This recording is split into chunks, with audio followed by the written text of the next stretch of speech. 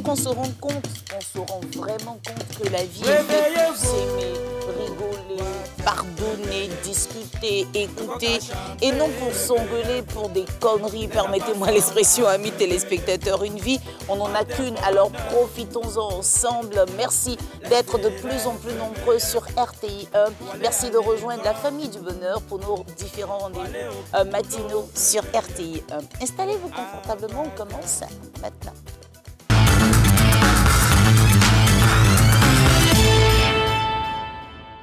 Ngomble, qu'est-ce que tu as ce matin? No. Tout ça, c'est pour l'Afrique. Faut dire Africa. Hein? Faut dire africain. Il y a gagné ce week-end aussi. Non, il faut dire pour Africa. Africa, oye. Voilà, oye. C'est de ça qu'il s'agit. On peut commencer l'émission. Ngomble Konaté, bonjour. Bonjour, Naomi. L'actualité sportive a été très riche ce week-end sur l'ensemble du territoire national. Effectivement, hein, c'était à l'occasion de... Vous voulez comprendre quelle direction déjà? Mais allez-y, allez-y. Séguéla, nous allons débuter par la ville de Séguéla qui a connu une ambiance sportive particulière. Dans le Worodougou, Naomi, chez les Poyaga, il joue ballon maintenant. Effectivement, l'activité sportive a été très dynamique. Donc, dans le Worodougou, précisément à Séguéla, Naomi, où on va dire, on a joué les phases éliminatoires, les phases qualificatives du championnat national de Maracana. Et à cette occasion, l'équipe fédérale de Maracana de Boundiali et bien évidemment, Séguéla Maracana Club ont arraché leur qualification pour les phases finales qui auront lieu ici à Abidjan. Donc, dans moins d'un mois désormais, revivons, Naomi, quelques moments forts de cette belle compétition qui s'est déroulée au stade Loseni Soumaoro de Séguéla.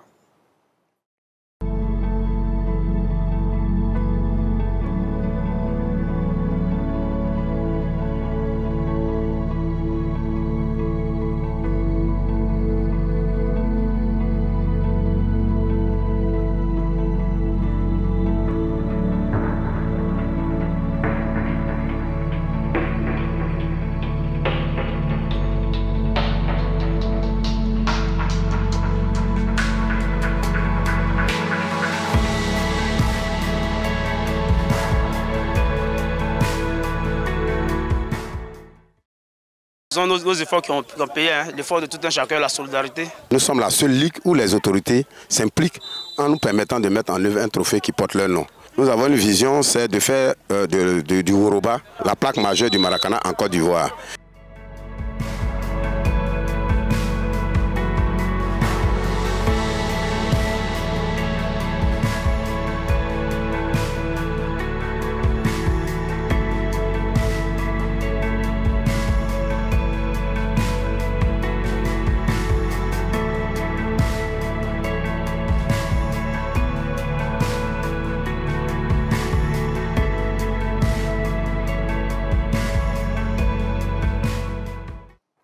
On peut dire Paris réussi pour le président Roger Koné et la Ligue du Woroba. Oui, effectivement, cette Ligue 1 qui fait donc de ces phases éliminatoires une fête. En principe, c'est juste une compétition pour déterminer les représentants de chaque ligue qui viendront disputer donc le championnat national ici en Côte d'Ivoire. Au bout donc de cette phase éliminatoire-là, on a 13 équipes de l'intérieur et 7 d'Abidjan qui participent à, on va dire, la phase finale. D'accord. Au niveau du Woroba, donc dirigé par Roger Koné, il se trouve qu'ils y mettent des trophées, 8 au total par exemple pour l'édition 2024, pour récompenser les différents acteurs, histoire en fait de motiver davantage les uns et les autres. Autre motif de satisfaction cette année, c'est la place qui est accordée aux femmes, donc dans le déroulement, sinon dans l'organisation des compétitions. C'est vrai qu'au niveau de la FIMA, derrière le président Bleu Loin, Jean Charlemagne, ce Yacouba là, il me fatigue. Avec le président Bleu Charlemagne, déjà on fait la promotion donc, des femmes au niveau donc, de l'arbitrage et tout. Mais au sein des ligues, c'est une initiative qui est encouragée au niveau des Séguéla parce que c'est par exemple un corps arbitral féminin qui a officié les 24 rencontres en phase aller-retour de cette phase qualificative à Séguéla. En tout cas, félicitations à la Ligue du Woroba et on espère que les autres ligues vont pouvoir donc s'en inspirer afin de faire la promotion du genre. C'est très important au sein donc, des compétitions de Maracana. Retour à Abidjan pour parler du championnat national de Ligue 1 qui était à sa 23e journée, Ngomble. Effectivement, une 23e journée qui était prolifique en but. Naomi, on a eu 25 au total, 25 buts donc, au total dans 8 rencontres, on va dire, différentes. Alors, le FC San Pedro qui était sur une série de 4 victoires de rang, malheureusement, s'est fait freiner à domicile au stade Auguste Denise de San Pedro, 2-2 par Zoma FC. Vous avez également cette belle victoire de l'AS Nenguele, les Jakassa d'Odiene, qui n'avaient plus gagné de match depuis 7 journées consécutives. Ah, quand même. Ils se sont imposés 3-2 face au Racing Club d'Abidjan. C'est une victoire historique puisque c'est la toute première fois que les Odienika battre les Racimènes en championnat, en 4 confrontations. Et tu as tenu à le signifier. Tenu à le signifier. Naomi, vous étiez à Bouaké à l'occasion de la Coupe d'Afrique des Nations. Oui. Donc, vous avez suivi la demi-finale Nigeria-Afrique du Sud. Effectivement. Dans cette magnifique ville de Bouaké que vous avez beaucoup Oh appréciée. là là, que j'adore. Bouaké a été humilié 4-0 par Sol FC d'Hendrik Kofi Romaric. Donc, Hendrik Kofi Romaric qui enfonce un peu plus Bouaké dans la crise. Bouaké est en ce moment dernier au classement. Ce n'est pas encore terminé, mais ça sera difficile pour les hommes du Béquet de se maintenir. À noter la belle. Comme ça, il n'y avait plus d'espoir pour l'Africa. Voilà, c'est de cette façon qu'on n'a pas considéré l'Africa. Avant de prendre l'Africa. Et on apprécie ce qui est en train de se réaliser. À noter la belle victoire de l'ASEC Mozambique voilà, pour cette 23e journée. Oh, Ngomble, tu m'as déphasé, Mathé. L'ASEC qui s'est imposé 2-0 Naomi en clôture dans cette 23e journée. 2-0. Face donc au Sporting Club de Gagnoa. Donc le classement est toujours dominé par le FC San Pedro. Effectivement, on va dire malgré le nul concédé donc à domicile, les Pétruiciens sont toujours leaders au classement avec 45 points à 2 longueurs seulement donc du Racing Club d'Abidjan qui a été battu par Dengueli, c'est vrai. Mais les Racimènes sont deuxièmes avec 43 points. L'ASEC Mimosa complète désormais le podium avec 37 points. Égalité le Stade d'Abidjan, mais à la meilleure différence de but. L'ASEC est désormais troisième, mais compte tout de même un match en retard qui pourra donc leur permettre de se rapprocher davantage du Racing Club d'Abidjan. S'ils parviennent donc à battre le CO Korogo, c'est un duel entre l'ASEC et les Korogolais. Bon, on verra ça. On verra très. Donc, et malheureusement, au bas du tableau, vous avez donc Gagnoa, le Sporting Club de Gagnoa et Bouaké FC qui sont respectivement 15e et 16e qui ferment la marche. Ils sont relégables simplement.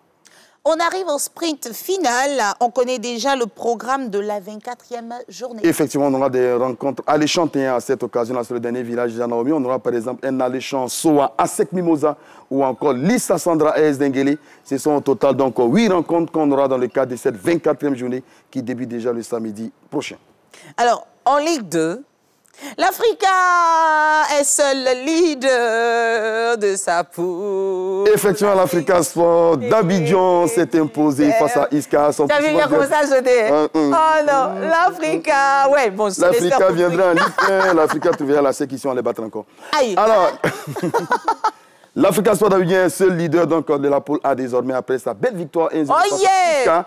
L'Africa est en route. Dédicace à Solange Aralamo, ma soeur, on est dedans. Mais tout n'est pas encore terminé, nous sommes à 5 journées encore du terme. Et l'Africa, la prochaine sortie de l'Africa, c'est face à la Renaissance Football Club d'Aboisseau de Bakary Koulibaly au stade Robert Champoux de Makoro. Lundi prochain à 15h30, GMT bien sûr. Alors on va finir maintenant en beauté avec cette nouvelle discipline sportive qui est en vogue en ce moment. Il s'agit de l'aquafitness. Et quand tu m'as dit nouvelle, je dis mon Ngomble, qu'est-ce que tu racontes? Parce que vous pratiquez ça là. Qui est en vogue. En fait, vous pratiquez ça déjà, mais c'était un peu... Maintenant, il y a beaucoup de personnes, même les personnes âgées, tout ça. C'est ce qui est recommandé, parce que quand on est dans l'eau, on ne sent pas vraiment les efforts. Mais c'est quand on sort de l'eau, on réalise que le corps a travaillé. Mais quand même, ça nous permet de bosser. Moi, ça fait quoi? Plus de 10 ans que je connais ce truc-là, que je pratique. C'est très agréable, en fait. Félicitations. Mais on voit quelques images quand même de ces personnes avec lesquelles nous avons passé 30 minutes. C'était à Equinox et qui pratiquent, qui sont passionnés simplement de l'aquafitness ou bien... Bon, ben, voilà. Voyons, on regarde ensemble.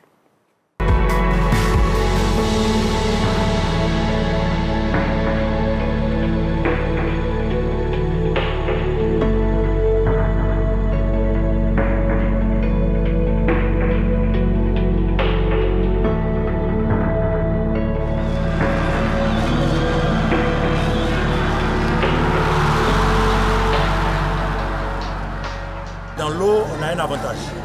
Dans l'eau, on a l'eau qui a un effet vibromasseur. Et donc, après chaque séance, on a moins de courbatures. Ça, c'est un avantage déjà. Et puis, le poids ne compte pas quand nous sommes dans l'eau. Des personnes qui ont des problèmes d'articulation, dans l'eau, elles peuvent bosser sans problème. Donc, c'est un gros avantage à bosser dans l'eau. Nous avons des séquences douces et des séquences accélérées. Il y a à l'intérieur des séquences de mobilité, de souplesse, de force, d'équilibre. Donc, tout le monde peut pratiquer. Donc ça se passe dans l'eau, on a vraiment beaucoup d'endurance. Donc je suppose que je vais ressentir les effets.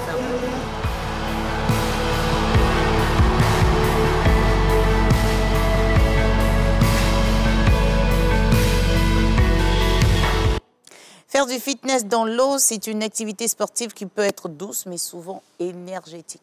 Effectivement, d'abord douce parce que l'eau est apaisante. Naomi, quand vous êtes dans l'eau, de toute façon, c'est un sport que vous pratiquez déjà. Vous voyez que au niveau de la circulation sanguine et tout ça, vous êtes véritablement, on va dire, à l'aise. Donc, c'est une activité sportive, on va dire, de mise en forme, de remise en forme et de bien-être. La plupart des grands sportifs, quand ils font de la récupération comme Cristiano Ronaldo, moi, c'est le seul que je ne connais pas l'autre là.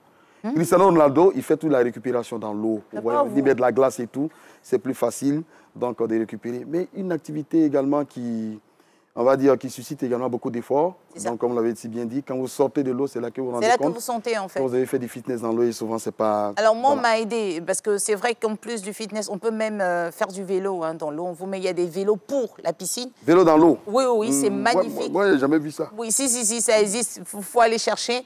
Et après, c'est bon d'avoir un bon petit massage. Si vous n'avez personne pour vous faire le massage, prenez du bon beurre de karité ou du beurre de cacao que vous badigeonnez, vous tirez un peu votre cœur et puis vous vous couchez avec un comprimé de Doliprane. Et ce bon beurre de karité, on vous en offrira à Bundiali? Voilà, forcément. Et si vous ne passez pas par cette étape-là, vous risquez d'être découragé parce que vous allez sentir des courbatures. Mais c'est le début. Ouais. C'est le début. Et puis après, c'est top. Absolument. Voilà. Ngomblé, merci d'être passé. Merci beaucoup, Naomi. Salutations à toute la grande famille sportive. On se retrouve quand? Merci, Naomi. On se retrouve jeudi pour annoncer les grands sportifs, enfin les grands événements sportifs du week-end. Et puis, on va en profiter pour parler de l'Africa Sport d'Abidjan aussi. Vous êtes très, très bien habillé, Naomi, ce matin. Écoutez, c'est l'histoire de Kavelit depuis le Togo. Vous savez que depuis l'année dernière, on est partenaire. Elle a sorti la collection Teta Naomi pour Wozo, on l'a vu l'année dernière. Et puis, elle m'accompagne pour Matin Bonheur. Elle est en train de travailler encore pour Wozo 2024. Mais il n'y a pas un bim pour les garçons là-bas. Renaud et moi. Écoute, mon frère, quand tu chanteras les louanges de l'Africa, on verra comment t'emmener de l'autre côté au Togo.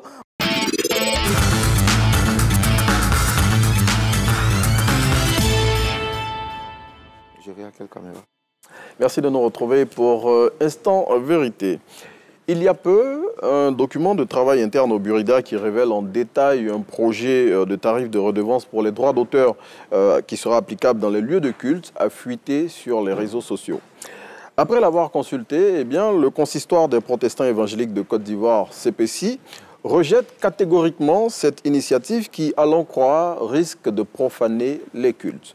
Pour comprendre cette affaire, eh bien, Instant Vérité reçoit aujourd'hui l'apôtre Assou Désiré, membre du secrétariat général du consistoire. Bonjour, apôtre Assou. Bonjour, Renaud. Merci d'avoir répondu à notre invitation. Je vous en prie. Dites-nous, apôtre, qu'est-ce qui dérange dans cette nouvelle mesure de perception que le Burida veut introduire?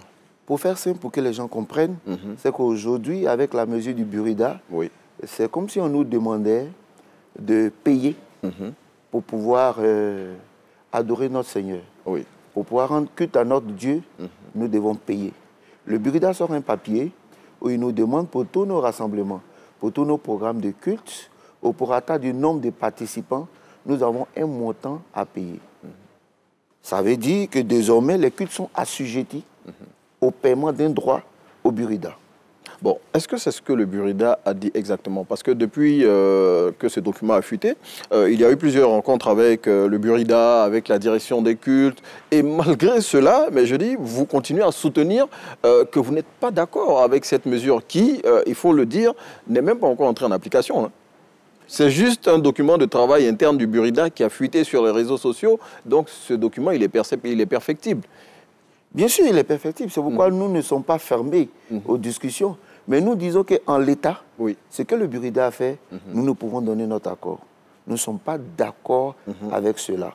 Quand le Burida vous dit, lorsque vous vous réunissez et que vous êtes plus de 50 personnes, vous devez payer un tel montant mensuel.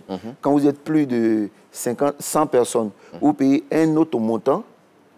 Vous réunissez dans le cadre d'un culte, pas pour une activité lucrative, une activité commerciale, mais dans le cadre d'un culte, nous disons non. Ça veut dire que désormais, on ne peut pas se réunir, on ne peut pas adorer notre Dieu, on ne peut pas louer notre Dieu sans payer quelque chose au Burida.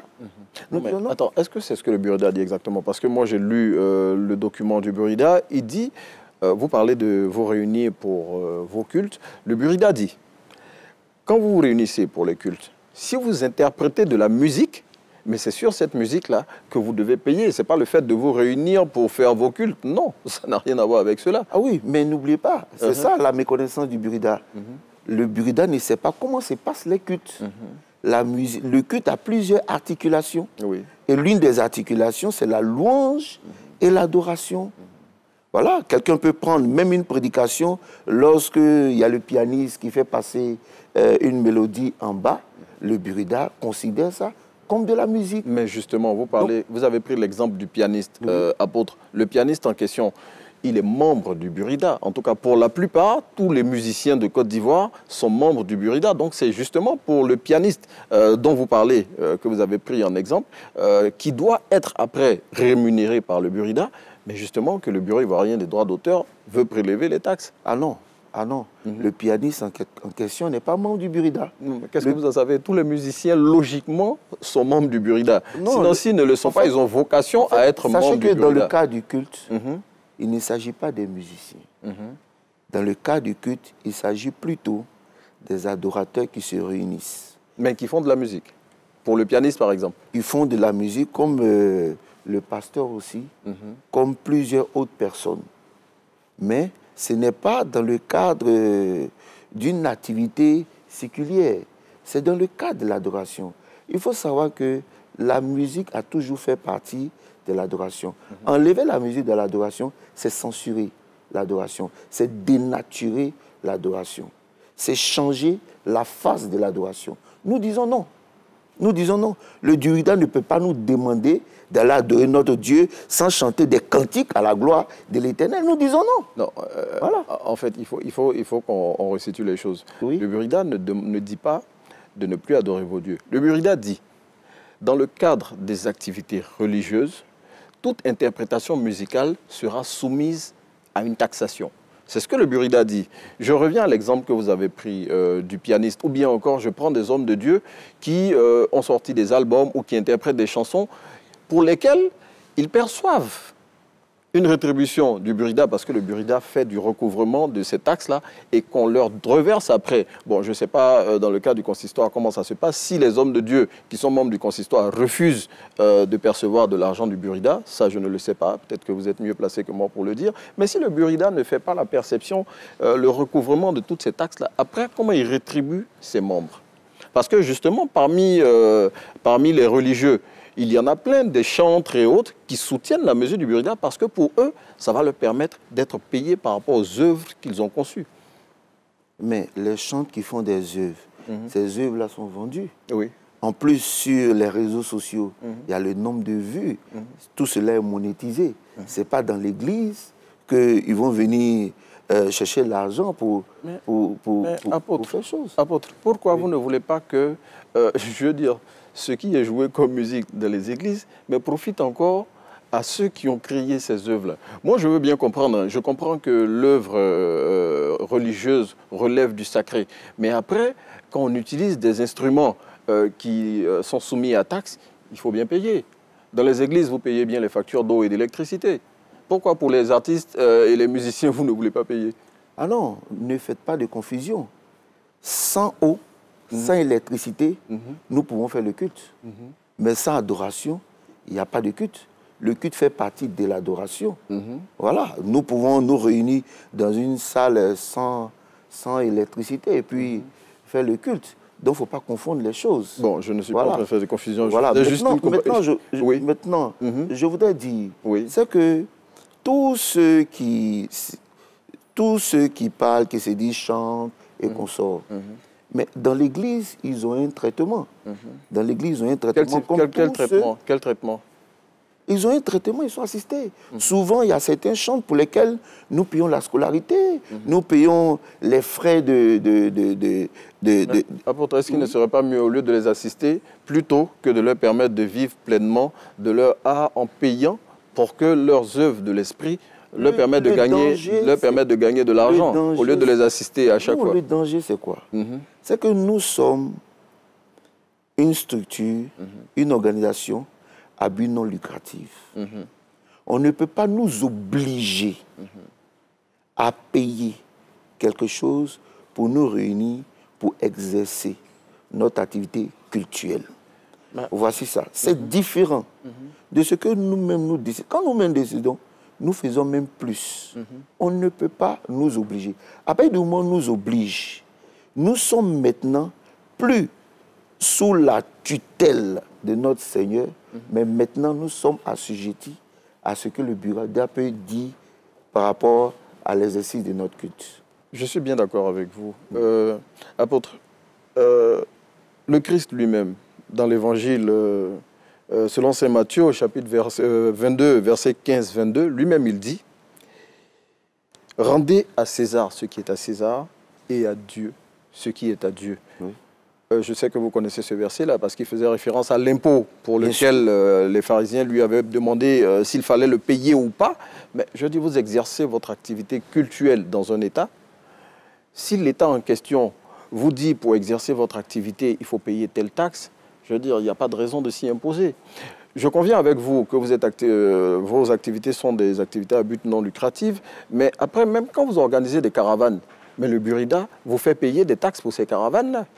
Mais nous n'y sommes jamais opposés. Mais justement, donc maintenant, pourquoi une taxe qui va permettre à des créateurs des œuvres de l'esprit qui sont parmi vos fidèles, pour leur permettre de gagner honnêtement leur vie et éviter que vous soyez à chaque fois en train de les assister, parce que vous avez parlé tout à l'heure d'assistance de ces chantes-là, pourquoi vous refusez de payer ces taxes-là? Non, nous disons, parce que vous présentez ça sous un autre angle. Nous disons, le Burida nous demande, quand nous nous réunissons et que nous adorons le Seigneur, en fonction du nombre de personnes qui se réunissent, nous devons payer une taxe. Nous disons non. Non, le Burida, maintenant, non, voici ce que le Burida, voici ce que nous on dit. À partir de là, nous sommes ouverts. Le Burida peut venir. Vous savez, quand on fait une loi... Mais vous avez eu plusieurs rencontres avec le Burida, la direction des cultes, vous avez reçu le Burida vous a reçu... Je vous explique le contexte. Oui. Les documents fuités sur les réseaux sociaux, à partir de ce moment, il a commencé à y avoir des tumultes, des bruits. Donc nous avons pris nos responsabilités. Nous sommes allés vers le Burida pour leur demander est-ce que le document est vrai. Ils nous ont dit que le document est vrai, mais le document était à usage interne. Il a fuité. Alors, mais avant toute application, il viendrait nous voir pour nous donner des explications. Donc déjà, nous avons vu que la forme n'était pas bonne, nous avons dénoncé cela. Ensuite, ils sont venus nous voir. Et puis à la suite, la direction générale des cultes est venue nous voir pour s'informer. Voici, pour le moment, le fond n'a pas été véritablement abordé. Le fond n'a pas été véritablement abordé. Mais nous disons, en l'État, nous sommes opposés. Nous sommes carrément opposés. Vous savez, même quand il y a eu la pandémie de Covid en Côte d'Ivoire, pour pouvoir restreindre les activités des églises, le ministre de l'époque nous a tous conviés à son cabinet. Il nous a expliqué le bien fondé. Et nous-mêmes, nous avons été les relais auprès des nôtres pour expliquer comment les choses devaient se faire. Et nous avons fait des propositions, nous avons fait des suggestions qu'il a pris en compte. Ce qui a été publié n'a pas été la première décision du ministre. Après échange, les choses se sont adaptées aux réalités de notre spécificité. Le Burida ne peut pas nous prendre comme un maquis, comme un bar, comme un salon de coiffure. Non. Non, mais je veux dire, la démarche que vous définissez, que vous décrivez plutôt, le Burida ne dit pas le contraire. La preuve, le document n'a pas été publié par le Burida. Il a fuité sur les réseaux sociaux.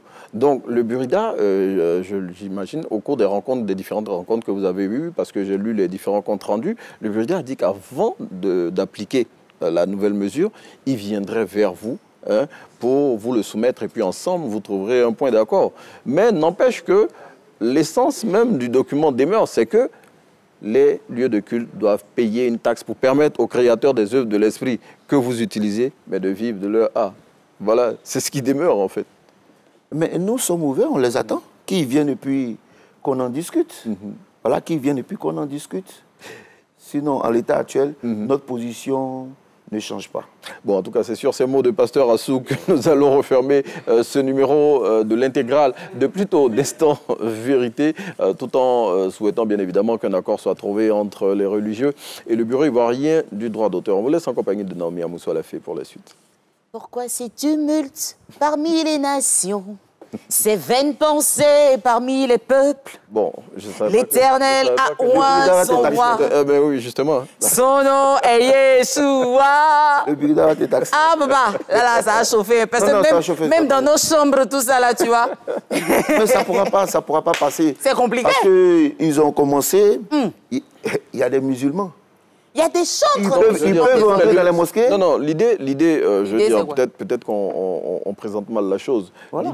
L'idée, c'est de permettre aux créateurs des œuvres de l'esprit de vivre de leur art. Et comme l'a dit le Burida, c'est pour tous les lieux de culte. Tous ceux qui chantent là, on leur donne transport, on leur donne quelque chose. Pourquoi voulez-vous continuer à leur donner du poisson au lieu de les laisser pêcher tranquillement? Parce que tous ceux qui sont à l'église ont sorti album. Non, c'est pas tous, mais ceux qui l'ont fait. Ça va ouvrir la boîte de Pandore.